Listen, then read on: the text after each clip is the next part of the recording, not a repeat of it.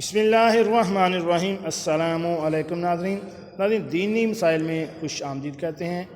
آج کی ہماری اس ویڈیو کا موضوع ہے کہ آپ صلی اللہ علیہ وآلہ وسلم نے فرمایا اندھیرے میں نہ کھاؤ، کھانے کو پھونک نہ مارو اور بیت الخلاء میں خاموشی اختیار کرو۔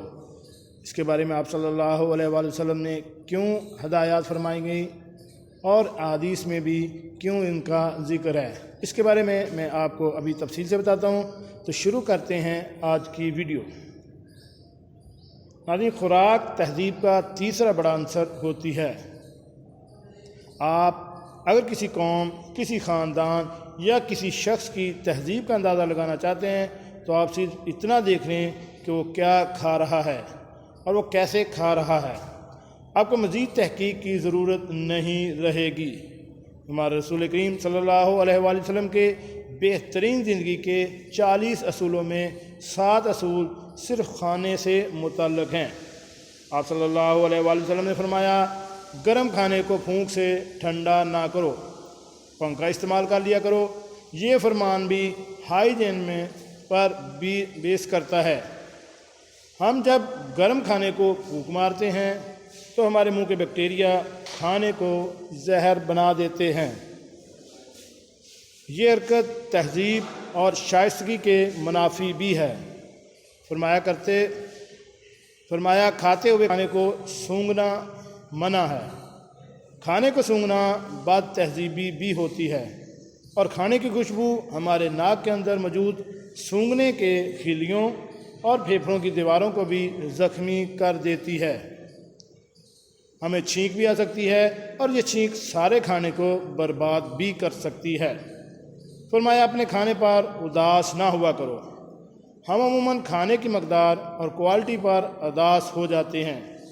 ہم ہمیشہ کھانا کھاتے وقت دوسروں کے پلیٹ کی طرف دیکھتے ہیں۔ یہ عادت ہمارے اندر ناشکری پیدا کرتی ہے۔ ہم اگر اپنے کھانے کو اللہ کا رزق سمجھیں، اس پر شکر کریں تو ہمارے اندر برداشت بھی بڑھے گی اور صبر اور شکر کی عادت بھی ڈیولپ ہوگی۔ یہ عادت ہماری زندگی کو بہتر بنا دے گی۔ فرمایا منہ بھر کر نہ کھاؤ۔ ہمارا منہ خوراک کے ہاضمے کا آدھا کام کرتا ہے، باقی آدھا کام معدہ سر انجام دیتا ہے۔ ہم جب منہ بھر لیتے ہیں تو زبان اور دانتوں کو اپنا کام کرنے کے لیے جگہ نہیں ملتی۔ ہم جلدی جلدی نگلنے پر مجبور ہو جاتے ہیں اور یوں ہمارے معدے کی ذمہ داری بڑھ جاتی ہے۔ معدہ یہ ذمہ داریاں پوری نہیں کر پاتا، اس وجہ سے ہم بد ہضمی کا شکار ہو جاتے ہیں۔ ہمارے رسول صلی اللہ علیہ وآلہ وسلم ہمیشہ چھوٹا لقمہ لیتے تھے، دیر تک چباتے تھے اور آدھا معدہ بھرنے کے بعد ہاتھ کھینچ لیتے تھے۔ آپ صلی اللہ علیہ وآلہ وسلم پوری زندگی صحت مند رہے۔ آپ صلی اللہ علیہ وآلہ وسلم کے صحابہ کرام نے بھی یہ عادت اپنا لی۔ چنانچہ مدینہ کے طبیب بے روزگار ہو گئے اور وہ کھجوروں کی تجارت کرنے لگے۔ آپ صلی اللہ علیہ وآلہ وسلم نے فرمایا اندھیرے میں مت کھاؤ۔ اس فرمان کی 2 وجوہات ہیں۔ اندھیرے میں کھانے سے کھانے میں کیڑے مکوڑے ملنے کا اندیشہ ہو سکتا ہے، اور دوسرا روشنی کا کھانے کے ساتھ گہرا تعلق ہوتا ہے۔ ہمیں روشنی میں کھایا ہوا کھانا زیادہ انرجی دیتا ہے۔ یہ وہ واحد وجہ ہے جس کی بنا پر دنیا بھر میں ڈنر کے وقت ہال اور کمرے کی تمام لائٹس آن کر دی جاتی ہیں۔ یہ ممکن نہ ہو تو میز پر موم بتیاں جلا دی جاتی ہیں۔ انگریز اس انتظام کو کینڈل لائٹ ڈنر کہتے ہیں۔ یہ روایت ہزاروں سال سے چلی آ رہی ہے اور یہ انتہائی مفید بھی ہے۔